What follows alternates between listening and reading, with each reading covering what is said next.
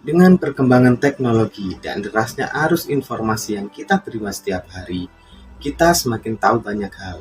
Tetapi, apakah kita lebih tahu akan Indonesia? Saya, Dodi Kusumawardani, akan berbincang dengan 3 orang narasumber yang berbeda.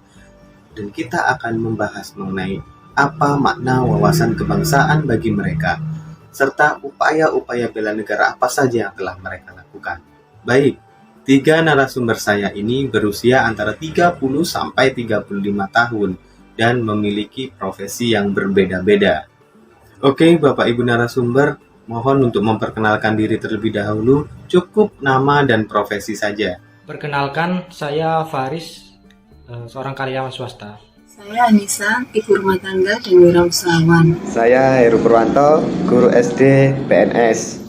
Oke, terima kasih. Kita langsung ke pertanyaan.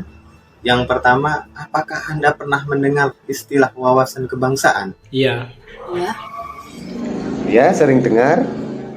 Menurut Anda, wawasan kebangsaan itu apa sih? wawasan kebangsaan itu bagaimana cara kita memandang bangsa Indonesia, dari sejarahnya, dari alamnya juga. wawasan kebangsaan itu pandangan kita terhadap bangsa Indonesia. Wawasan kebangsaan adalah salah satu pengetahuan penting bagi warga negara Indonesia. Melalui wawasan ini, warga negara akan memiliki rasa bela negara dan cinta terhadap tanah air. Jadi, seberapa penting wawasan kebangsaan itu sendiri? Sangat penting, dengan mengetahui bangsa Indonesia, kita akan semakin cinta dengan Indonesia. Sangat penting karena semakin kita mengenal bangsa kita, rasa cinta kita terhadap bangsa Indonesia semakin tinggi. Sangat penting. Karena dengan mengetahui seperti apa bangsa Indonesia, maka akan tumbuh rasa bangga dan cinta terhadap tanah air. Kalau kaitannya dengan profesi Anda, seperti apa ya? Ketika kita punya kebanggaan dengan bangsa Indonesia, perilaku dan tingkah laku kita akan mencerminkan budaya Indonesia itu sendiri, seperti gotong royong, musyawarah, bahkan akan mencintai produk-produk Indonesia itu sendiri. Ibu rumah tangga itu punya peran sangat besar dalam pendidikan sang anak dan keluarganya. Ibu rumah tanggalah yang memberikan penguatan mental awal berkebangsaan terhadap anaknya. Kaitan dengan profesi saya sebagai guru mempunyai kewajiban mendidik para generasi penerus bangsa yang mempunyai rasa cinta terhadap bangsa Indonesia. Oke, Anda tadi bilang kalau wawasan kebangsaan itu sangat penting. Jadi, perlu dilakukan upaya-upaya bela negara dong. Apakah Anda sudah mempunyai kemampuan atau kesiapsiagaan untuk bela negara? Ya, sudah. Oh, Sudah sih, tapi belum maksimal. Karena Indonesia sudah merdeka, jadi bukan kemampuan untuk berperang dong yang harus kita siapkan. Jadi saja yang telah Anda siapkan untuk bela negara. Bisa dengan menjaga keamanan di lingkungan kerja, dengan toleransi dan tenggang rasa. Dengan menjaga kesehatan jasmani dan rohani, diri sendiri dan keluarga, serta semangat cinta tanah air.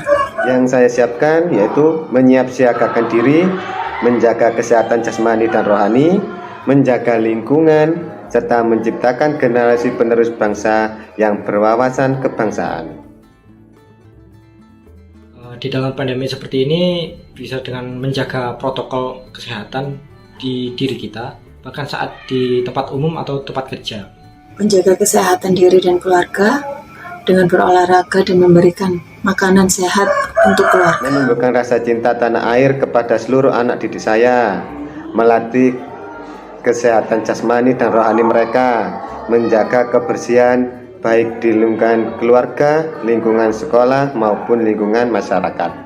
Oke, kita lanjutkan. Kaitannya dengan bela negara, banyak isu-isu yang terjadi di masyarakat seperti korupsi, terorisme, radikalisme, cybercrime, dan money laundering, dan masih banyak lagi. Menurut Anda, isu apa sih yang harus menjadi perhatian saat ini? Saat ini korupsi sama ujaran kebencian, berita hoax. Kejahatan media massa atau media sosial. Media sosial itu sudah seperti kebutuhan primer untuk masyarakat, termasuk anak-anak. Jadi informasi-informasi yang tidak benar pun akan mudah berpengaruh. Generasi muda sekarang sudah melek teknologi, jadi sudah pandai bersosial media. Isu yang perlu diperhatikan adalah tentang ujaran kebencian dan hoax. Apa dampaknya jika isu tersebut dibiarkan? Kalau korupsi jelas merugikan negara. Untuk berita hoax itu akan bisa membuat menjadi fitnah dan membuat perpecahan di masyarakat. Ketika informasi yang salah, hoax, hate speech dibiarkan begitu saja menimbulkan perpecahan dan permusuhan. Dampaknya yaitu kalau generasi muda kita mendapatkan asupan berita yang tidak baik, maka akan tumbuh menjadi tidak baik juga. So, kalau orangnya aja tidak baik, gimana negaranya? Betul kan? Kemudian upaya apa yang bisa kita lakukan untuk menanggulangi isu-isu tersebut? Bisa dengan bersosial media dengan bijak dan tidak mudah menyebarkan berita-berita hoax tanpa kebenaran yang jelas, dan menjaga diri kita agar tidak mudah tergiur dengan korupsi-korupsi. Menanamkan bijak dalam bersosial media, mendampingi anak saat bersosial media, dan pintar-pintar menyaring sebuah berita yang ada. Pasti yang pertama mendampingi anak saat bersosial media. Yang kedua ya pasti memberikan contoh yang baik. Dan terakhir, saya mohon satu statement dari Anda tentang Indonesia. Saya bangga menjadi warga bangsa Indonesia dan akan membela sampai titik darah penghabisan. Indonesia adalah negara yang sangat kaya, yang harus selalu kita jaga. Indonesia semakin modern, kita harus menyiapkan generasi yang bermutu dan berwawasan kebangsaan. Dari perbincangan kali ini, kita bisa mengambil kesimpulan antara lain. Yang pertama, wawasan kebangsaan itu adalah hal yang sangat penting yang harus ditumbuhkan dalam kehidupan bermasyarakat. Yang kedua, bela negara menjadi suatu keharusan dan dapat dilakukan dari hal yang terkecil, yaitu menjaga kesehatan diri sendiri, keluarga, dan lingkungan. Dan yang ketiga, isu yang krusial saat ini yang sangat penting untuk diperhatikan adalah isu yang berkaitan dengan media sosial atau media elektronik.